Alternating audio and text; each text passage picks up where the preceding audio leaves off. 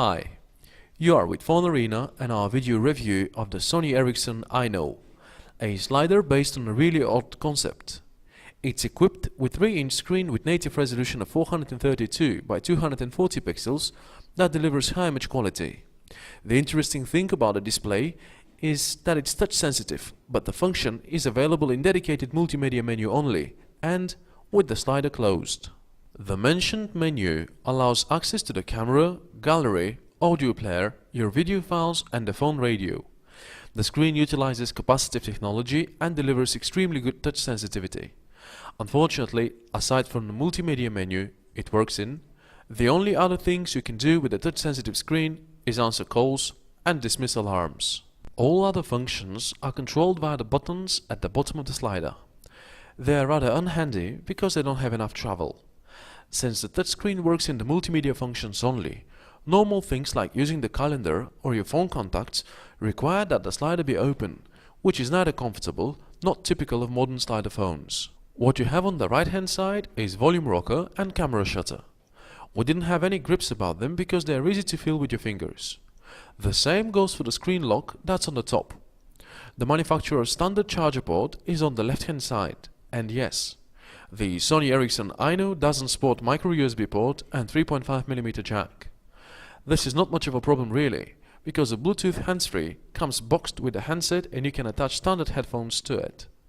The box also contains a special stand to charge both the hands-free and the Aino. There is nothing coming out of left field about Aino's software. The menus are similar to those of all latest Sony Ericsson devices, but thanks to the higher resolution you can see more details at a time. For instance, there are pictures above the dates in the calendar that change depending on the season. We do like the option to browse messages in threaded style, and the email client offers automated account setup with popular service providers, opens emails in HTML and allows for saving of attached pictures to the handset, although other file types are not supported. Unfortunately, the browser feels rather clumsy to use and there are certain problems with loading of complex web pages like our own.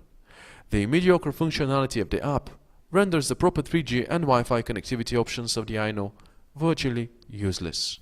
The 8.1 megapixel camera with autofocus and flash is however another cup of tea.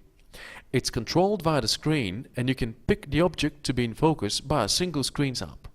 Its interface is nothing to write home about and pictures take 6 to 7 seconds to save. But they are well worth the wait. All snapshots have realistic colors and enough details and happen to be one of the best we have seen 8 megapixel camera phone deliver. You can capture videos with maximum resolution width of 640 pixels and at 24 frames per second. They play smoothly, but lack enough details and colors appear thin and on the overall are not really impressive. Watching videos is relatively enjoyable, despite the fact that we managed to play only MPEG-4 files with resolution of 640 by 360 pixels. The screen offers good image quality and the problem with the limited codec support is relatively easy to solve with MediaGo, an application that can be installed on your computer and converts videos using the recommended settings for the handset. The audio listening options are great indeed. Both audio player modes are comfortable and the music quality through the box Bluetooth hands-free is so high that many of you may forget about other personal audio players.